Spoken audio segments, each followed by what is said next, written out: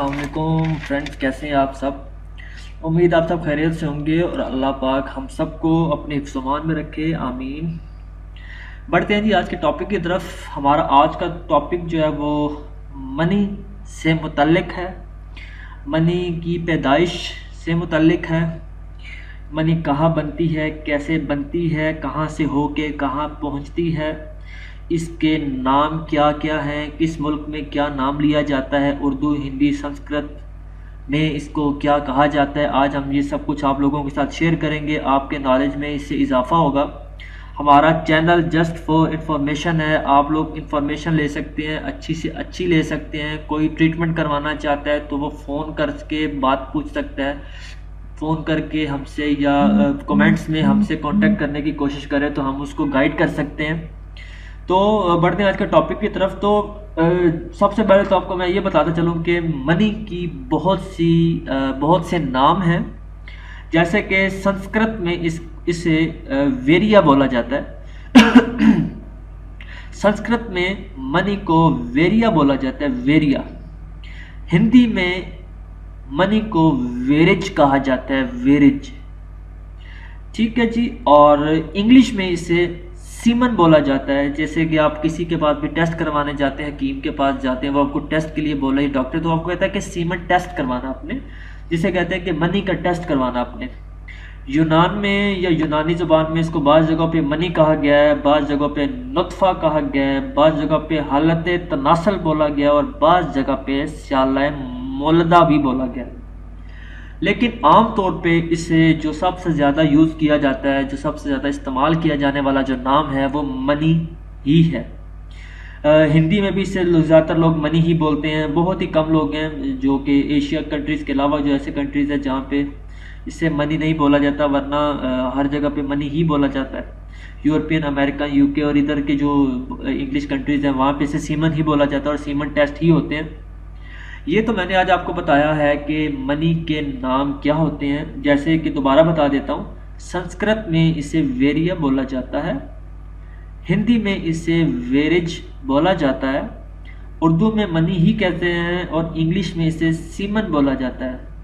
यूनान में और यूनानी ज़ुबान में भी इसे मनी ही बोला जाता है। बाज़ जगहों पर इस लफ्ज़ को नुत्फ़ा बोला जाता है और बाज़ जगह पे हालत तनासल बोला जाता है।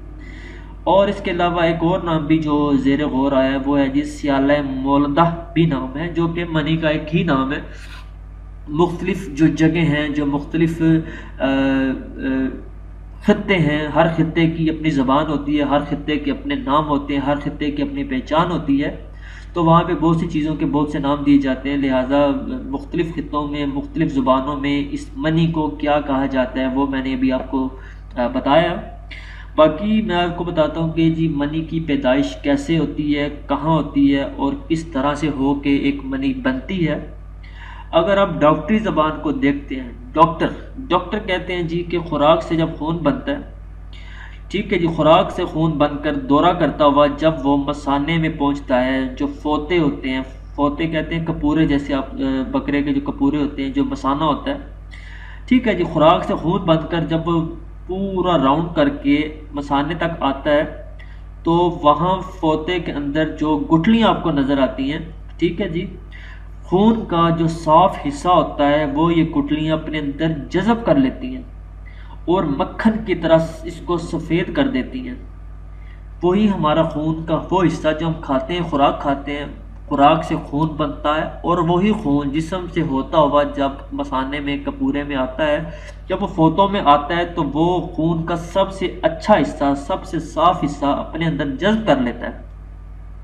जब वो सबसे साफ हिस्सा अपने अंदर जज़ब कर लेता है और वहीं से वो जो रतूबत होती है, या जिसे कह लेते हैं कि वो जो मनी बनना शुरू हो जाती है, तो जब इंसान को शहवत आती है और जब वो डिस्चार्ज होने लगता है तो उसका जो ख़जाना होता है, जहाँ मनी स्टोर होती है, ये मसाने में होती है, ये फोतों में स्टोर होती है आके। और जैसे ही इंसान डिस्चार्ज होने लगता है या जब वो अनजाल होने लगता है उसको, तो वो इसी मसाने से निकलते हुए बज़रिए पेशाब की नाली वो बाहर आ जाती है।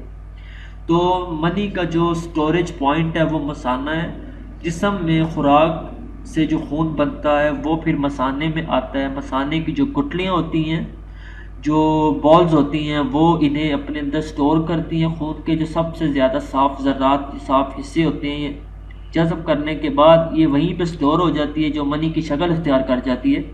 اور بوقت ضرورت، بوقت جمع، جب آپ ہم بستری کر رہے ہوتے ہیں، تو ہم بستری کے بعد جب آپ کو انزال ہوتا ہے تو جو منی ہے وہ مثانے سے ہو کے پیشاب کی نالی کے ذریعے باہر نکلتی ہے.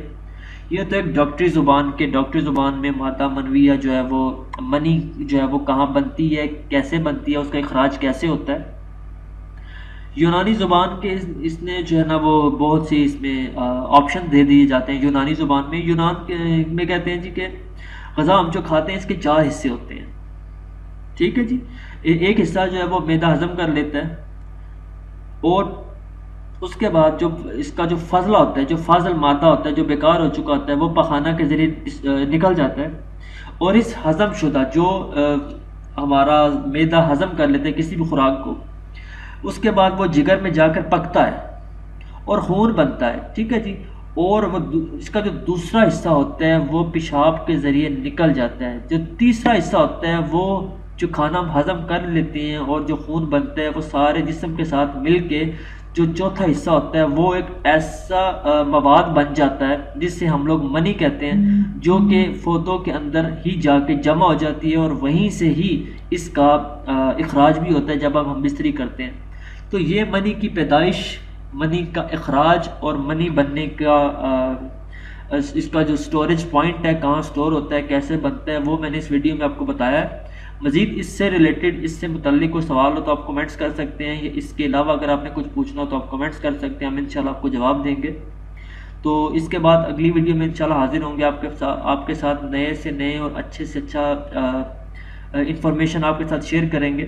تو میں آپ کو ایک بہت ہی زیادہ اچھی ٹپ دوں گا اور ایک اچھا نسخہ بتاؤں گا جو کہ ان حضرات کے لیے ہوگا جن کو میدانہ کمزوری جو ہے وہ کا مسئلہ ہوتا ہے. تو انشاءاللہ اگلی ویڈیو کا انتظار کیجیے. ملتے ہیں اگلی ویڈیو تک، اگلی ویڈیو میں. تب تک کے لیے اللہ نگہبان، اپنا خیال رکھیے گا. اللہ حافظ. ٹھیک ہے جی. ایک حصہ جو ہے وہ معدہ ہضم کر لیتا ہے، اور اس کے بعد جو اس کا جو فضلہ ہوتا ہے، جو فاضل مادہ ہوتا ہے، جو بیکار ہو چکا ہوتا ہے، وہ پخانہ کے ذریعے نکل جاتا ہے. اور اس ہضم شدہ جو ہمارا معدہ ہضم کر لیتا ہے کسی بھی خوراک کو، اس کے بعد وہ جگر میں جا کر پکتا ہے اور خون بنتا ہے. ٹھیک ہے جی. اور وہ اس کا جو دوسرا حصہ ہوتا ہے وہ پیشاب کے ذریعے نکل جاتا ہے. جو تیسرا حصہ ہوتا ہے وہ جو کھانا ہم ہضم کر لیتے ہیں اور جو خون بنتا ہے وہ سارے جسم کے ساتھ مل کے جو چوتھا حصہ ہوتا ہے وہ ایک ایسا مواد بن جاتا ہے جس سے ہم لوگ منی کہتے ہیں، جو کہ فوتوں کے اندر ہی جا کے جمع ہو جاتی ہے اور وہیں سے ہی اس کا اخراج بھی ہوتا ہے جب ہم بستری کرتے ہیں.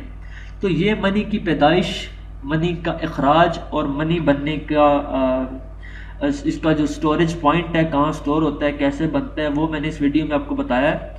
مزید اس سے ریلیٹڈ، اس سے متعلق کوئی سوال ہو تو آپ کمنٹس کر سکتے ہیں، یا اس کے علاوہ اگر آپ نے کچھ پوچھنا ہو تو آپ کمنٹس کر سکتے ہیں، ہم انشاءاللہ آپ کو جواب دیں گے.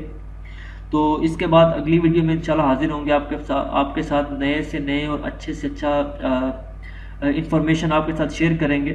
تو میں آپ کو ایک بہت ہی زیادہ اچھی ٹپ دوں گا اور ایک اچھا نسخہ بتاؤں گا جو کہ ان حضرات کے لیے ہوگا جن کو میدانہ کمزوری جو ہے وہ کا مسئلہ ہوتا ہے. تو انشاءاللہ اگلی ویڈیو کا انتظار کیجیے. ملتے ہیں اگلی ویڈیو تک، اگلی ویڈیو میں. تب تک کے لیے اللہ نگہبان، اپنا خیال رکھیے گا. اللہ حافظ.